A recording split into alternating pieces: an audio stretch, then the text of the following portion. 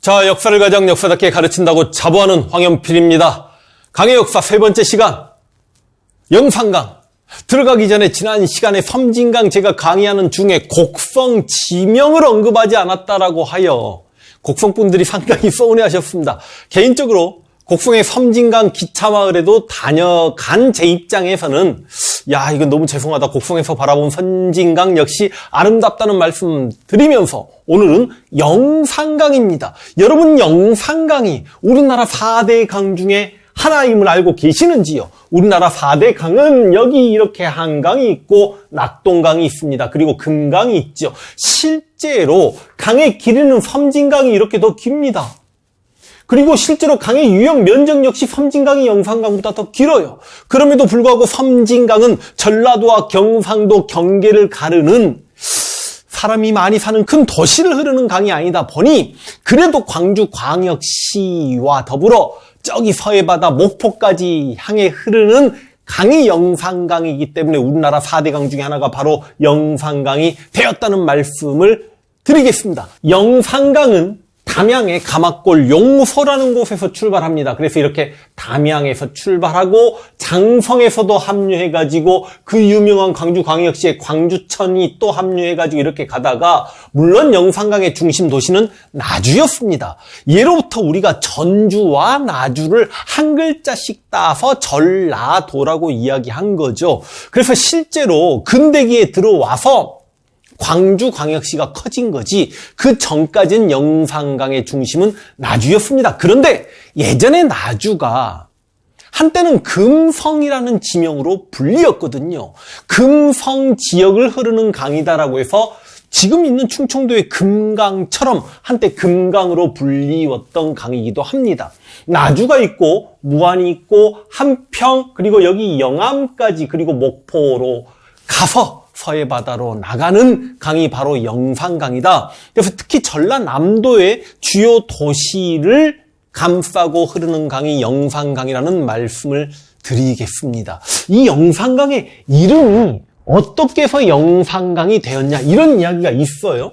실제로 여러분 지금 이제 네이버 지도를 오랜만에 열어봅니다만 여기가 흑산도입니다. 여러분들 흑산도 홍어라고 이야기 들어보셨죠? 근데 흑산도 옆에 섬이 영산도입니다. 그런데 이 흑산도 주민들과 영산도 주민들이 외국 침략 때문에 너무 힘들어가지고 내륙으로 옮겨 산 거죠. 특히 이 근처 가서 이렇게 산 겁니다. 그래서 예전에 흑산도와 영산도 사람들이 이쪽에 살다 보니까 이 기존에 계속 살고 있는 흑산도와 영산도 사람들도 물고기를 잡으면 여기까지 이렇게 가서 영산하구를 타고 이렇게 올라갑니다. 그래서 이제 물고기가 이리 옮겨지는 건데 한여름에는 물고기가 다 썩어버린단 말이죠. 그런데 홍어만큼은 기가 막히게 사가서 이곳에 딱 도착을 합니다. 그래서 영산도 사람들이 많이 사니까 이곳이 영산포가 되는 거고 그래서 영산강의 이름이 나오지 않나 홍어 이야기하다가 강 이름까지 잠깐 연결시켰습니다만 홍어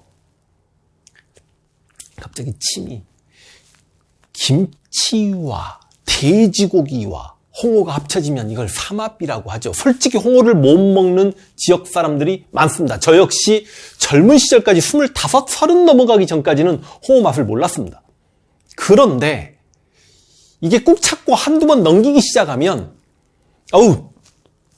이러면 안 되는데 너무 제가 전라도 사람 태를 내는 건가요?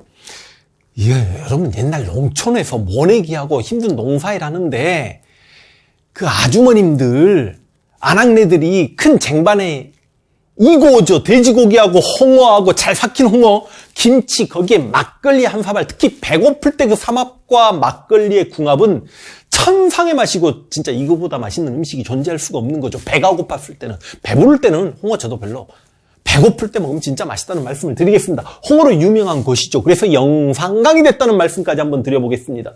우리가 영산강의 역사를 이야기하자면 이쪽으로 한번 가볼 수 있도록 합니다. 여러분 보시면 아시겠지만 영산강은 지금의 전라남도를 흐릅니다. 이 전라남도는 옛날에 마한 땅이었습니다. 그래서 혹시 여러분 부여, 고구려, 옥조동에 마한, 진안, 변안 이렇게 공부해 보신 적이 있지요? 이 마한 지역에서는 어떤 무덤이 유명하냐면 항아리 무덤. 이걸 전문용어로 동무덤이라고 합니다. 그래서 이 광주광역시 국립박물관에 가면 솔직히 항아리 무덤만 엄청나게 많아요. 무슨 말이냐? 고구려와 백제는 뿌리가 부여계로 같아서 고구려 초기 무덤인 장군총과 백제의 초기 무덤인 석천동 고분이 둘 다 돌무지 무덤입니다. 신라는 조금 소백산맥에 가려진 한쪽에 치우쳐졌기 때문에 여러분이 알만한 무덤인 천마총 같은 무덤이 돌무지 덧널 무덤이라고 하죠. 그러니까 쉽게 이야기해서 고구려계의 무덤이 나오는 것도 아니고 백제계의 무덤이 나오는 것도 아니고 신라계의 무덤이 나오는 것도 아닌 실제로 여기는 마한라는 독특한 지역이었다라고 말씀드리겠고, 실제로 마한 지역의 유명한 고분, 약간 이게 일본의 그 유명한 장고형 고분, 전방후원분 고분이라고도 하는데, 그 고분이 발견되었던 나주의 반낭 고분 역시 유명합니다만 일본의 전방후원분 고분보다 더욱 오래되었기 때문에 바로 이 마한 지역 사람들이 일본에 건너가서 지배층 역할을 했던 거 아니냐도 우리가 추정해 볼 수 있다는 말씀을 드리겠습니다. 그리고 아까 영산강을 흘렀던 이 동네 중에 여기 영암이 있잖아요. 바로 이 영암에서 왕인 박사가 일본으로 건너가서 일본의 선진 문물을 전파해 주거든요. 일반적으로 수험 한국사에는 4세기면 백제왕이 근초고왕인데, 근초고왕 때 근초고왕이 왕인을 보내서 백제 선진 문물을 전파했다라고 한국사 교과서에는 그렇게 나옵니다만, 근초고왕이 마한을 복속했다라고 하지만 지금의 연구 성과나 이런 걸로 보면 근초고왕이 지금 충청도 약간 밑에 있었던 목지국 정도만 조금 쳤던 것 같지, 전라남도 지역의 마한까지 병합하기에는 백제가 5세기 넘어가서 가능했을 거라고 보고 있습니다. 엄밀히 따지면 왕인 박사가 일본의 선진 문물을 전파했던 것, 마한의 선진 문물을 전파했다, 이렇게 해석하는 게 맞는 거죠. 자, 그리고 이제 후삼국 시대 들어서 여러분도 아시다시피 이거 지도 나와야 됩니다. 지도를 보시면 여기 예성강의 해상 세력이었던 왕건의 아버지, 할아버지 작계건 때부터 이 지역의 호족이었죠. 근데 왕건 아버지 왕융이 궁예가 나라 세우는데 도움을 주었고, 그래서 어찌 보면 자신들의 근거지인 송악에서 901년에 후고구려가 만들어지게 됩니다. 그런데 905년 무렵에 궁예가 철원으로 천도를 하죠. 그러다 보니까 왕건도 따라가죠. 그렇지만 왕건은 여전히 해상 세력을 가지고 있었고, 그래서 궁예의 명령을 받던 왕건이 자신의 해상 세력을 이끌고 이렇게 영상하고 따라 들어가서 나주까지 갔고, 그곳에서 나주 오씨 지방과 결탁해서 전라도 서남해안을 왕건이 지배하게 되면서 견훤의 후방을 견제하게 됐고, 훗날 왕건이 궁예를 몰아내고 고려를 공국하고 견훤과 싸움에서 이길 수 있었던 여러 가지 근거 중에 하나가 바로 이 서남해안에 절대적인 지지와 지원이 있었다. 전라도 서남해안에 지지와 지원이 있었다. 그래서 실제로 어찌 보면 힘이 가장 약한 호족이었습니다만 왕건의 첫 번째 부인이었던 나주오씨 아들이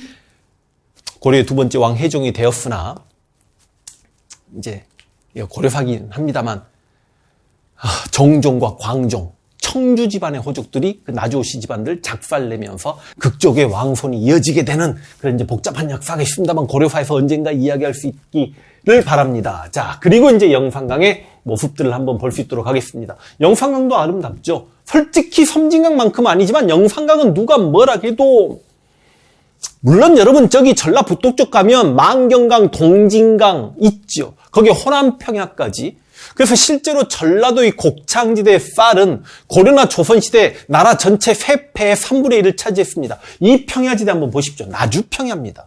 여러분 이 쌀들이 수확이 되면 일제강점기에는 영산강에서 배가 띄어져서 그 쌀을 싣고 영산강 하구 목포에 가서 차곡차곡 제겨졌다가 일본으로 건너갔던 거 아닙니까?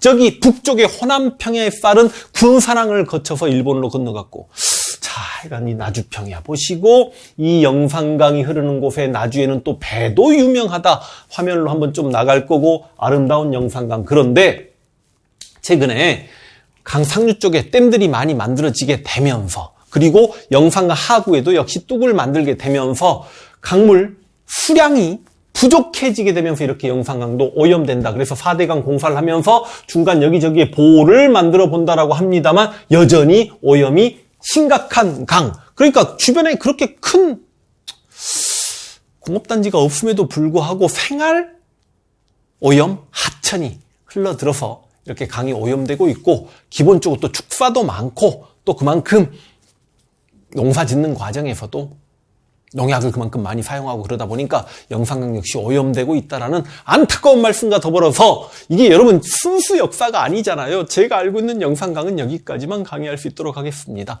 수고하셨습니다.